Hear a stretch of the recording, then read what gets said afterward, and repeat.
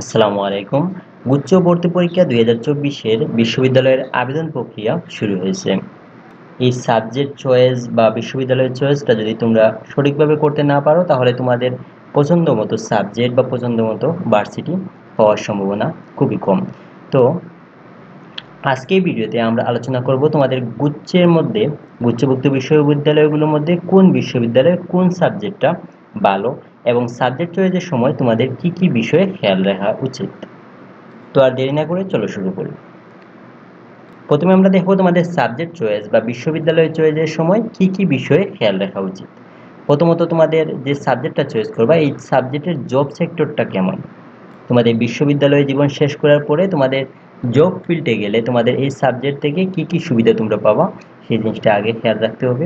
তারপরে তোমাদের হচ্ছে ল্যাবের সুযোগ সুবিধা কেমন। তুমি যে সাবজেক্টটা চয়েস করবা এই সাবজেক্টের অন্তর্ভুক্ত যদি ল্যাব থাকে তাহলে তুমি যে বিশ্ববিদ্যালয় সিলেক্ট করেছো সেই বিশ্ববিদ্যালয়ের ল্যাব ফেসিলিটিগুলো কেমন আছে সেটা তোমাকে জানতে হবে। এরপরে দেখো তোমাদের সেশন জোট, তুমি যে বিশ্ববিদ্যালয় সিলেক্ট করেছো সেই বিশ্ববিদ্যালয়ের সেশন জোট কেমন আছে। বিশেষ করে করোনার পরে কিন্তু বিভিন্ন বিশ্ববিদ্যালয়ে সেশন জোটে আক্রান্ত হয়েছে। তো তুমি আগে খবর নিতে হবে যে ওই বিশ্ববিদ্যালয় বা ওই সাবজেক্টে সেশন জোট কতটুকু আছে বা আদৌ আছে কিনা। তারপরে দেখো তোমাদের বিশ্ববিদ্যালয়ের পরিবেশ, অনেকেই কিন্তু ভার্সিটির লাইফটাকে এনজয় করতে চায়।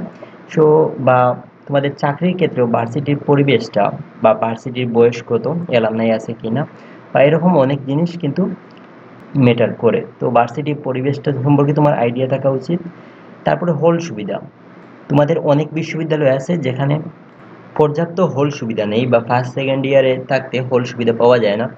তো এক্ষেত্রে তোমাদের হল সুবিধার বিষয়টি, যদি তোমার হলে থাকার ইচ্ছা থাকে তাহলে হল সুবিধার বিষয়টি তোমাদের আগে থেকে খবর নেওয়া উচিত।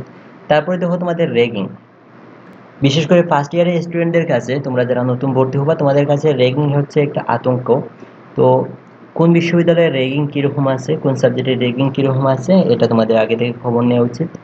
তারপর দেখো তোমাদের পলিটিক্স, অনেকে পলিটিক্স পছন্দ করে না বা ভার্সিটিতে পলিটিক্স কোনো কর্মকাণ্ডে জড়াতে চায় না। তো এক্ষেত্রে তোমাদের কোন বিশ্ববিদ্যালয়ে পলিটিক্স আছে বা নাই সেটা জানা উচিত। আবার অনেকে তোমার পলিটিক্যালি ক্যারিয়ার করতে চায়, তো সেক্ষেত্রেও তোমাদের এই বিষয়টি জানা উচিত। তারপর টিউশন, তোমাদের আমাদের এই পাবলিক বিশ্ববিদ্যালয়গুলোর অধিকাংশই স্টুডেন্টরা থাকে মিডল ক্লাস ফ্যামিলির। তো এক্ষেত্রে তোমাদের পড়ালেখার পাশাপাশি পড়ালেখার খরচটাও ইনকাম করতে হয়। তো এক্ষেত্রে টিউশনি স্টুডেন্টরা সাধারণত টিউশন করেই সে পড়ালেখার খরচটা যোগায়। তো এমন অনেক বিশ্ববিদ্যালয় আছে যেখানে টিউশন পাওয়াটা অনেক কঠিন, বিশেষ করে তোমাদের নতুন কারিকুলাম আসার পরে টিউশন পাওয়াটা আরও কঠিন হয়ে গেছে। তো এই বিষয়ে খেয়াল রাখতে হবে যে তুমি যে বিশ্ববিদ্যালয়টা চয়েস দিয়েছো সেই বিশ্ববিদ্যালয়ের টিউশনের পরিবেশটা কেমন, টিউশনি পাওয়া যায় কিনা, তো এই বিষয়ে তোমার জানতে হবে। এখন কথা হচ্ছে এই বিষয়গুলো তুমি জানবা কিভাবে। এই বিষয়গুলো জানার জন্য তোমার ওই বিশ্ববিদ্যালয়ে যদি তোমার কোনো সিনিয়র পরিচিত ভাই থাকে তাহলে তার সাথে যোগাযোগ করবা। বা যে কোনো বিশ্ববিদ্যালয়ে তোমরা দেখবা যে ফেসবুকে হেল্পলাইন বা অ্যাডমিশন হেল্পলাইন পেজ আছে বা গ্রুপ আছে, তোমরা ওই গ্রুপগুলোতে জিজ্ঞেস করতে পারো। তবে এই যে গ্রুপগুলোতে পোস্ট দেওয়ার ক্ষেত্রে তোমরা একটা জিনিস খেয়াল রাখবা, তোমাদের কোনো সিনিয়র ভাইয়ের সাথে তর্কে জড়াবা না, না হলে পরবর্তীতে তোমাদের র্যাগিংয়ের শিকার হতে হবে। এবং আমি চিন্তা করতেছি পরবর্তী কয়েকটা ভিডিওতে তোমাদের বিভিন্ন বিশ্ববিদ্যালয়ের আলাদা আলাদাভাবে অনেস্ট রিভিউ দিব। তো তোমরা চাইলে আমার পরবর্তী ভিডিওগুলো দেখতে পারো, এজন্য তুমি আমার চ্যানেলে সাবস্ক্রাইব করে রাখার অনুরোধ থাকলো। তো এখন আমরা দেখব তোমাদের কোন বিশ্ববিদ্যালয়ের কোন সাবজেক্টটা সেরা বা কোন বিশ্ববিদ্যালয়ে কোন সাবজেক্টটা ভালো। তো এই পর্বটা শুরু করার আগে আমি বলে রাখি যে কোনো বিশ্ববিদ্যালয় আসলে খারাপ না, বা কোনো বিশ্ববিদ্যালয়কেই আমি খারাপ বলতেছি না। সব বিশ্ববিদ্যালয় ভালো, কিন্তু আছে এমন আছে যে কোনো বিশ্ববিদ্যালয়ের এই সাবজেক্টটা ভালো, কোনো বিশ্ববিদ্যালয়ের ওই সাবজেক্টটা ভালো। কোনো ভার্সিটির এক একটা ডিপার্টমেন্ট হচ্ছে পুরানো বা এক একটা ডিপার্টমেন্ট হচ্ছে স্পেশাল।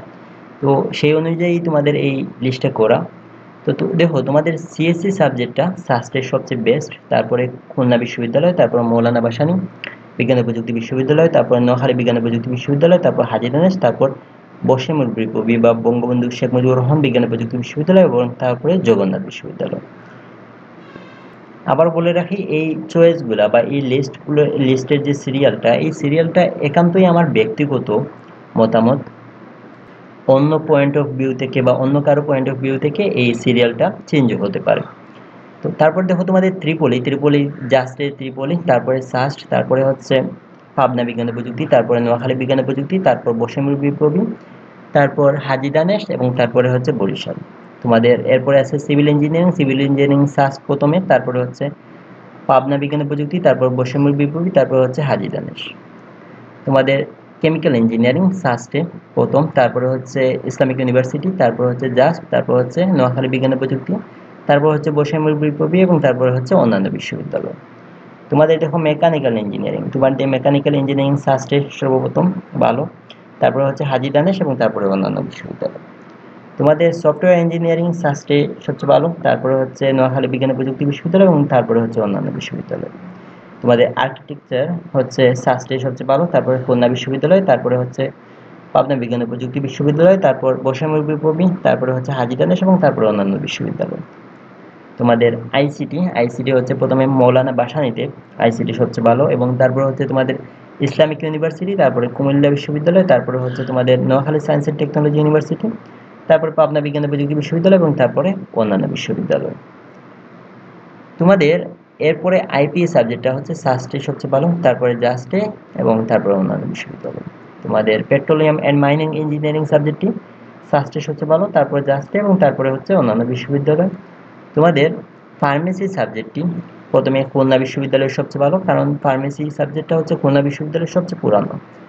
তো খুলনা বিশ্ববিদ্যালয়ের ফার্মেসিটা অনেক ভালো, তারপরে Noakhali science and technology university, তারপরে হচ্ছে জাস্ট বা যশোর বিজ্ঞান ও প্রযুক্তি বিশ্ববিদ্যালয়, তারপরে হচ্ছে জগন্নাথ, তারপরে হচ্ছে মৌলানা ভাসানী, তারপরে হচ্ছে পাবনা বিজ্ঞান ও প্রযুক্তি বিশ্ববিদ্যালয়, তারপরে হচ্ছে বৈষম্য বিপ্লবী।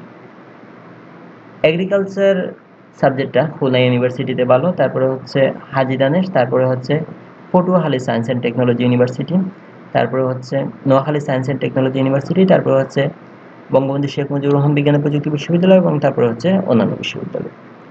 তোমাদের মাইক্রোবায়োলজি সাবজেক্টটি প্রথমত জাস্টে, তারপরে হচ্ছে জগন্নাথ, তারপরে হচ্ছে নোয়াখালী বিজ্ঞান ও প্রযুক্তি বিশ্ববিদ্যালয় এবং তারপরে হচ্ছে অন্যান্য বিশ্ববিদ্যালয়।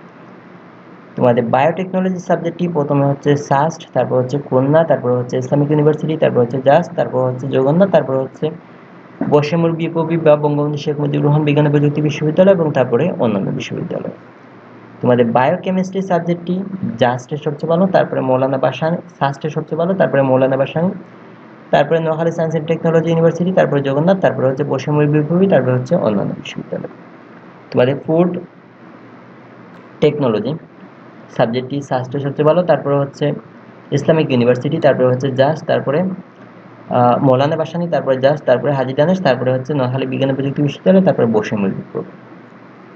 এরপরে দেখো তোমাদের ফিশারিজ সাবজেক্টটি হাজী দানেশের সবচেয়ে ভালো, তারপরে খুলনা, তারপরে হচ্ছে যশোর বিজ্ঞান ও প্রযুক্তি বিশ্ববিদ্যালয়, তারপর বৈষম্য বিপ্লবী এবং তারপরে হচ্ছে নোয়াখালী বিজ্ঞান ও প্রযুক্তি বিশ্ববিদ্যালয়।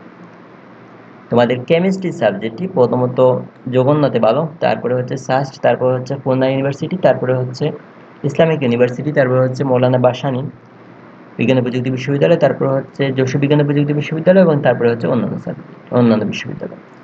ল সাবজেক্টটি প্রথমত হচ্ছে ইসলামিক ইউনিভার্সিটি, তারপরে হচ্ছে জগন্নাথ, তারপরে হচ্ছে খুলনা, তারপরে কুমিল্লা, তারপরে বরিশাল এবং তারপরে হচ্ছে বৈষম্য বিপ্লবী। তোমাদের ফিজিক্স সাবজেক্টটি প্রথমত ভালো সাস্টে, তারপরে হচ্ছে জগন্নাথ, তারপরে হচ্ছে খুলনা, তারপরে হচ্ছে জাস্ট, তারপরে হচ্ছে অন্যান্য বিশ্ববিদ্যালয়।